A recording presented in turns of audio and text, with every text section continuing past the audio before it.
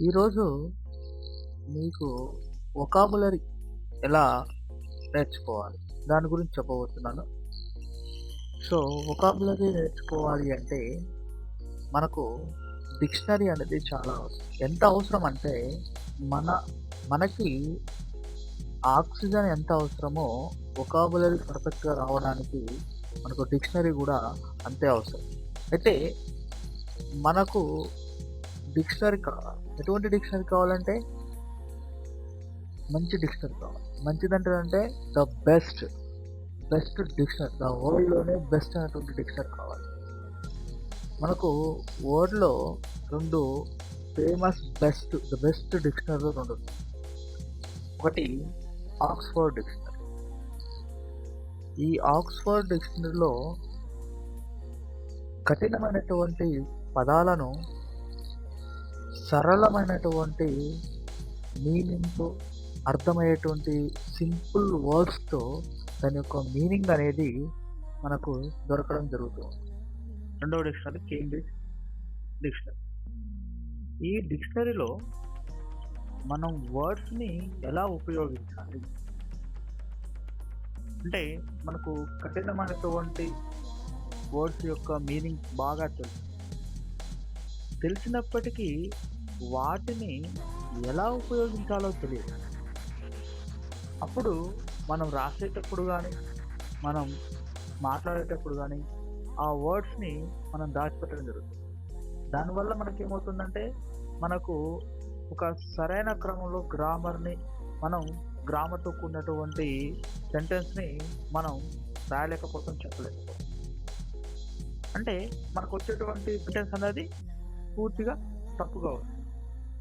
అంటే మనకు కఠినమైనటువంటి శబ్దం యొక్క అర్థం తెలిసినప్పటికీ కూడా మనం దాన్ని ఎలా యూజ్ చేయాలి అనేది కూడా తెలియాలి. ఈ కేంబ్రిడ్జ్ డిక్షనరీలో ఆ పదాలను ఏ కాంటెక్స్ట్‌లో ఏ విధంగా యూజ్ చేయాలి? ఈ కేంబ్రిడ్జ్ డిక్షనరీని యూజ్ చేయడం వల్ల మీకు ఆ యొక్క కఠినమైనటువంటి పదాలను ఎలా యూజ్ చేయాలి, ఎక్కడ యూజ్ చేయాలనేది తెలుసు. పెద్ద రైటర్స్ కూడా ఆ కఠినమైనటువంటి పదాలను ఎక్కడ యూజ్ చేశారో, ఎలా యూజ్ చేశారో కూడా దీంట్లో ఉంటుంది. మీకు అతి కఠినమైనటువంటి పదాల యొక్క అర్థాలు తెలిసినప్పటికీ వాటిని ఎలా యూజ్ చేయాలో తెలియలేదనుకోండి, మీ యొక్క ప్రొనౌన్సియేషన్ కానీ మీ యొక్క సెంటెన్స్ కానీ పూర్తిగా గ్రామటికల్గా తప్పు. సో అయితే దానికి మీ యొక్క కేంబ్రిడ్జ్ డిక్షనరీ యూజ్ చేయడం వల్ల కఠినమైనటువంటి పదాలను మీరు యూజ్ చేసి మీరు సెంటెన్స్ని రాయడం జరుగుతుంది. దానివల్ల ఎదుటివారికి చూసేవారికి కూడా ఇతను ఒక చాలా మంచి ఎడ్యుకేటెడ్, మంచి స్కూల్లో కానీ కాలేజీలో కానీ చదివిండు అనే ఒక ఇంప్రెషన్ మీకు వస్తుంది. అయితే ఏ డిక్షనరీ కూడా మీరు యూజ్ చేసేటప్పుడు ముందు మీరు ఒక ఏడిటిని బాగా గుర్తుపెట్టుకోవాలి. ఒకటి ఏంటిదంటే spellings, 2 pronunciation, 3 grammatical classification, 4 etymology, 5 definition, 6 synonyms, 7 యానటోనిమ్స్. మొదటిది స్పెల్లింగ్. ఈ స్పెల్లింగ్లో మీరు చూడండి, ఏ డిక్షనరీ ఓపెన్ చేసినా ఫస్ట్ మొదటిసారి ఇచ్చినటువంటి స్పెల్లింగే స్టాండర్డ్ స్పెల్లింగ్. తర్వాత ఉన్న స్పెల్లింగ్స్ అనేవి కూడా మనం స్టాండర్డ్ అనబడవు. ఒకటి గుర్తుపెట్టుకోండి, ఏ డిక్షనరీ ఓపెన్ చేసినా మొదటగా ఉండేటువంటి స్పెల్లింగ్ని స్టాండర్డ్ స్పెల్లింగ్గా తీసుకోవద్దు. మిగతా అన్నీ కూడా నాన్ స్టాండర్డ్, అంటే అవన్నీ కూడా మనకు ఒక కరెక్ట్ స్పెల్లింగ్ లేనటువంటి అన్నమాట. నెక్స్ట్ వచ్చేసి ప్రొనౌన్సియేషన్ అంటే ఏంది? ఉచ్చారణ పలకడం. మీకు ఉచ్చారణ చూడండి, మీకు మంచి గ్రామర్ మీద పడుతుంది, అయినప్పటికీ కూడా మీకు ప్రొనౌన్సియేషన్ రాలేదనుకోండి, మీ యొక్క గ్రామర్ అనేది మొత్తం కూడా దెబ్బతినిపోవడం. అంటే మీకు కఠినమైనటువంటి పదాలకు అర్థాలు తెలియకపోయినప్పటికీ కూడా మీరు ఉచ్చారణ అనేది కరెక్ట్ చేయాలి.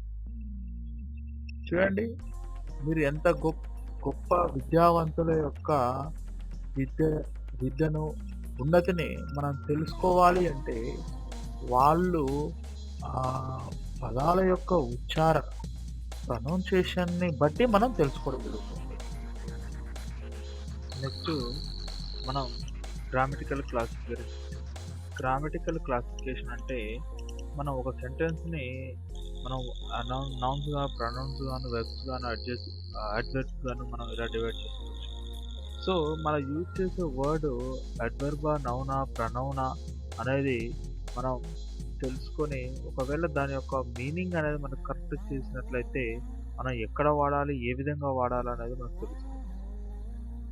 సో ఈ పదాని యొక్క అర్థం అనేది మనం కేంబ్రిడ్జ్ డిక్షనరీలో చూసినట్లయితే ఆ యొక్క పదాన్ని ఎక్కడ యూజ్ చేశారు, ఎటువంటి సిచ్యువేషన్లో, ఏ సెంటెన్స్లలో యూజ్ చేశారు అనేది కూడా మనకు ఉంటుంది. దాన్ని బట్టి దాని యొక్క మీనింగ్ ఎక్కడ యూజ్ చేయాలని కూడా మనకు తెలుస్తుంది.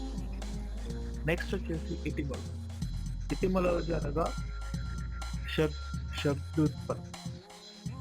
ఈ శబ్దోత్పత్తిని ఎటిమాలజీ మీకు తెలిసినట్లయితే, బాగా అర్థం చేసుకున్నట్లయితే మీరు ఇంతకుముందు తెలియని పదాలను కూడా మీరు ఈజీగా నేర్చుకోవచ్చు. లేదు అన్న రోజుకి 30 నుంచి 40 పదాలు నేర్చుకోవచ్చు. అవి ఇంతకుముందు మీరు ఎక్కడ కూడా చూడలేదు. సో అందుకే మీరు ఎటిమాలజీ అనేది బాగా నేర్చుకోవాలి. నెక్స్ట్ మనకు వచ్చేసి డెఫినేషన్.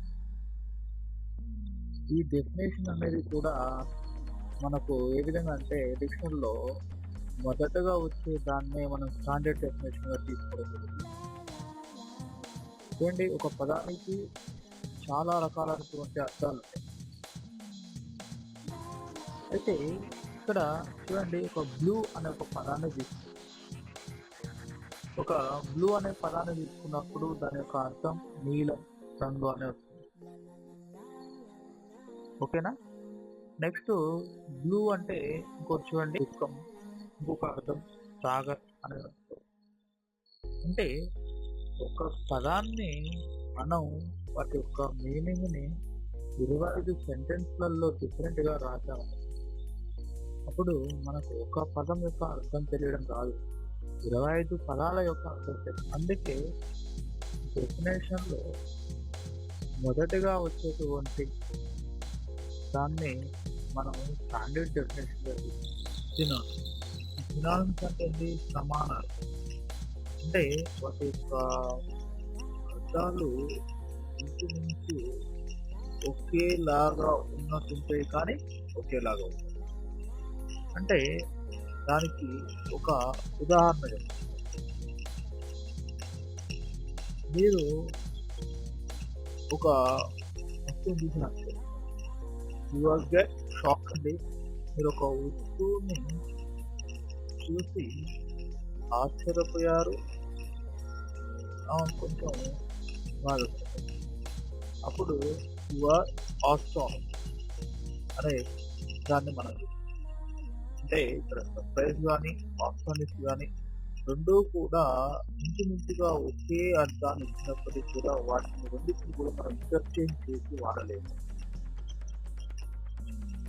మన యొక్క వివిధ రకాలైన భావనలను మనం వ్యక్తం చేయడానికి సినానిమ్స్ అనేది బాగా ఉపయోగపడుతుంది. అందుకే ఖచ్చితంగా సినానిమ్స్ అనేది బాగా నేర్చుకోవాలి.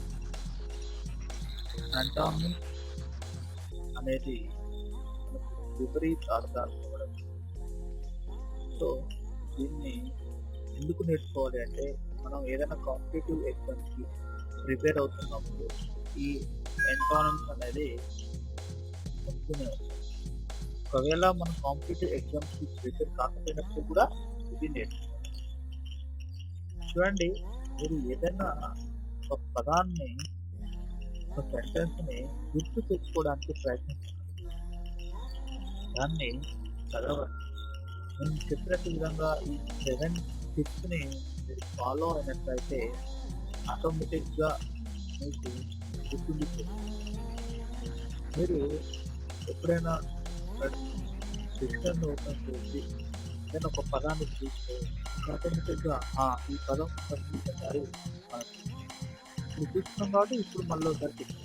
అంటే ఏ పదాలను మనం ఫ్రీక్వెంట్‌గా యూజ్ చేస్తూ ఉంటామో, వేటినైతే మనం చూస్తూ ఉంటామో అవి ఆటోమేటిక్‌గా ఎక్కువగా మనకు గుర్తుండిపోవడం జరుగుతుంది. సో ఫ్రెండ్స్, మీకు నా వీడియో నచ్చినట్లయితే తప్పకుండా లైక్ చేయండి, షేర్ చేయండి అండ్ సబ్స్క్రైబ్ చేయండి.